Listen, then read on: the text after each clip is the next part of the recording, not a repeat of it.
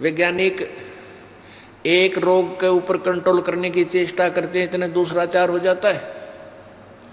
पहले अक्षय रोग था,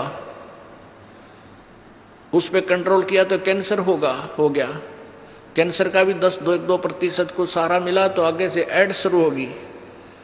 और तेरा गजब, एक तो एक आगे नई बीमारियां, किसी का कोड लग गया, किसी का किसी प्रकार की तकलीफ, किसी का बेटा मर गया, किसी का पूरा परिवार नष्ट हो गया। अब कलयुग में इसलिए परमात्मा ने कहा था कि मैं अपने बच्चों को कलयुग में संभालूंगा, कि कलयुग में पिछले तो पुण्य आपके पास रहेंगे नहीं, प्रारब्ध में बहुत कम पुण्य आएंगे तुम्हारे हिस्से में, और दुख होंगे गणे।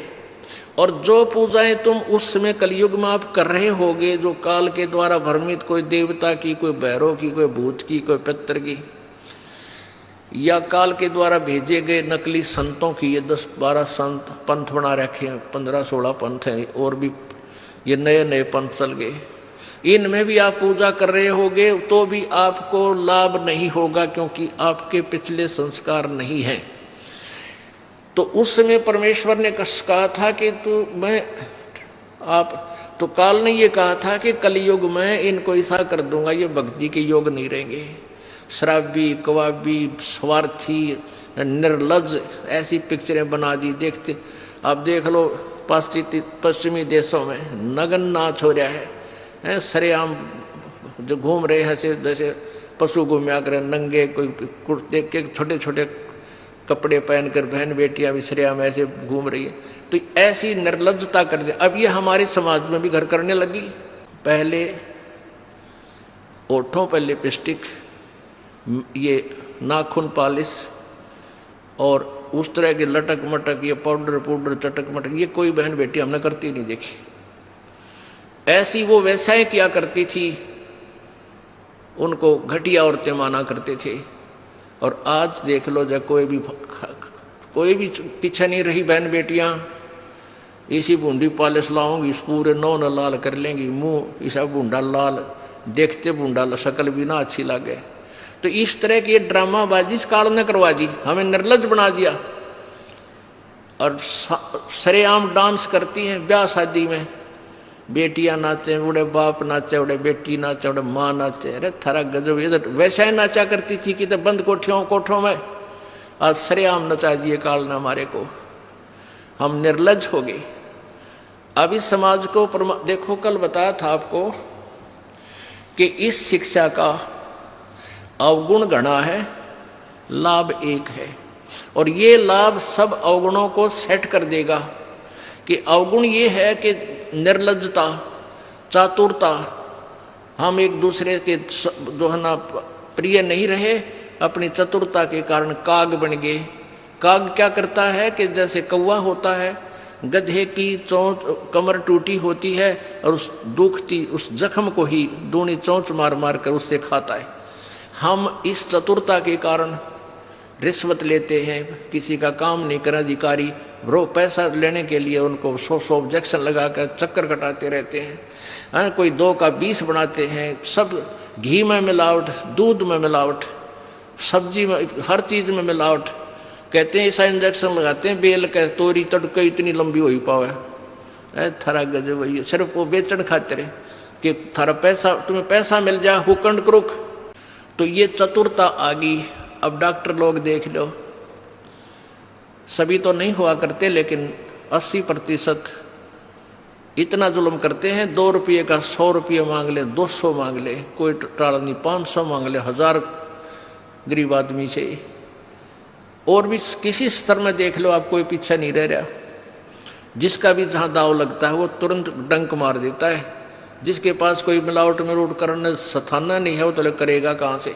तो अब इसमें अवगुण तो इतने हो गए, माया माया दिखाई देती, ना भाई दिखता, ना बाण दिखती, ना भगवान दिखाई देता। और गुण इसमें एक है इस शिक्षा में कि हम अपने सदग्रंथों को स्वयं पढ़कर भगवान पहचान लेंगे। और इस भगवान के पहचानने के उपरांत, इस ज्ञान को सुनने के बाद अपने आप ये माया की हवस नष्ट हो जाएगी। क्योंकि हमें पता चल जाएगा कि हमारे 2 नंबर के काम करने से धन नहीं जुड़ सकता, पैसा नहीं रह सकता। क्योंकि हमारे भाग्य में नहीं है, और भाग्य से ज़्यादा ले लिया तो ना जाने किस प्रकार जाएगा। एक भक्त ने बताया कि मेरा इकलौता पुत्र बीमार हो गया और मैं उसके ट्रीटमेंट के लिए पहले तो किसी ने बताया इस पर छाया है, इस पर प्रेत है, जंतर मंत्र करने वालों के पास लौटा 20-30 हज़ार रुपये वहाँ लगाए। फिर डॉक्टर लोकल हॉस्पिटलों में दिखाया, वहाँ काफ़ी पैसे लगे। फिर बताया इसके दोनों किडनी फेल होगी, all India medical institute Delhi गया, वहाँ किसी से रिश्तेदार से ले लिवा के वो गुर्दा पैसे वैसे दे के कहते उसके 3 लाख रुपए लड़के के लगे, दोनों किडनी चेंज कराई। वो किडनी तो सफल होगी, सुख की सांस ली, 3 लाख रुपये लाग गए, और 6 महीने के बाद वो इकलौता पुत्र बस एक्सीडेंट में मर गया। ओ तेरा गजब है, टक्कर मार मार कर रोया।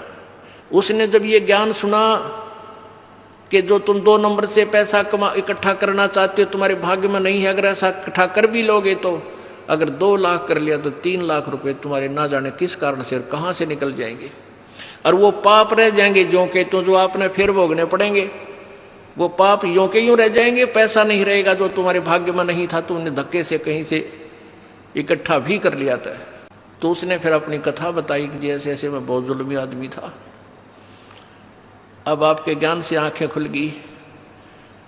एक 2 रुपये की रील आया करती 20-30 साल पहले, 35 साल पहले। ये कैसेट होती है टेप की, ये टेप चले थे उस टाइम, और उस पर दूसरी कंपनी जो अच्छी बिकती थी उसकी मोहर लगा देते थे एक, और 2 रुपये के रिफल थोक के वाला आता था तोल के बाद से, और 35 रुपये की बेचा करता हुआ कैसेट। किसी और कोई खराब हो जाती धमका देता था, भाग जा, ओरिजिनल दे रखी थी बनता है। तो आज मेरे साथ ठीक बनी, और थोड़ी सजा है मुझको आपके ज्ञान से पता लग गया, मेरे जैसे दुष्ट को तो और सजा चाहिए थी। तो पुण्यात्माओं, इस ज्ञान से इस माया की हवस को तो खत्म कर देंगे, ये निर्लज्जता भी खत्म हो जाएगी। हमारी बहन बेटियों देख लो यहाँ पर किस प्रकार आती हैं, एक देवी आया करती हैं ऐसे, ना कोई फंड करती, अपना सीधे साधे कपड़े पहन कर जो एक आम सभ्य समाज में होना चाहिए ऐसा इनका व्यवहार हो गया है। और जाके देख लो कितने शहरा में कार्टून बने अंडे हैं लड़कियां। तो पुण्यात्मा इसको सेट कर देंगे, लेकिन ज्ञान इस शिक्षा की आवश्यकता इसलिए थी कि हम अपने सदग्रंथों को समझकर उस भगवान को पहचान लेंगे, ये अति आवश्यक था। तो परमात्मा कबीर जी ने ये शिक्षा अब सार्वजनिक करनी पड़ी। नहीं, पहले केवल एक वर्ग पढ़ता था, एक वर्ग ब्राह्मण, और उस बाकी सब अपना धंधा करते थे, रोटी का जैसा भी धंधा था, कोई पाली जाया करता, कोई भेड़ बकरियां पालता था, उनकी ऊन बेच के गुजारे करते थे, खाते नहीं थे। कोई गायें पालते थे, कोई खेती करते थे, कोई मजदूरी करते थे, अपना ठीक टाइम पास कर रहे थे। ऐसा ही काम हमने चाहिए था, और भगवान की भक्ति साथ चाहिए थी। चाहे कोई आज अफसर है, चाहे गरीब है, अमीर है, मजदूर है, किसान है, चाहे दुकानदार है, अगर वो नेक नीति से काम करे अपना और भगवान की भक्ति करता रहे तो सबका मोक्ष होगा। बुराई छोड़नी पड़ेगी, 2 नंबर का धंधा त्यागना पड़ेगा, और समर्पण भाव से प्रभु के चरणों में आपको लगना पड़ेगा। मोक्ष दूर नहीं है। अब आपका सौभाग्य है कि परमात्मा ने अब ये समय सिलेक्ट कर रखा है, पूर्व निर्धारित था कि कलयुग में जब बिचली पीढ़ी आवेगी तब इन अंशों को मैं पार करूंगा। प्रथम पीढ़ी में परमात्मा, प्रथम जो पीढ़ी थी, प्रथम चरण में आज से 600 वर्ष पहले कबीर परमेश्वर प्रकट हुए स्वयं, और उन्होंने वो लीलाएं करके दिखाई जो भगवान किया करता है।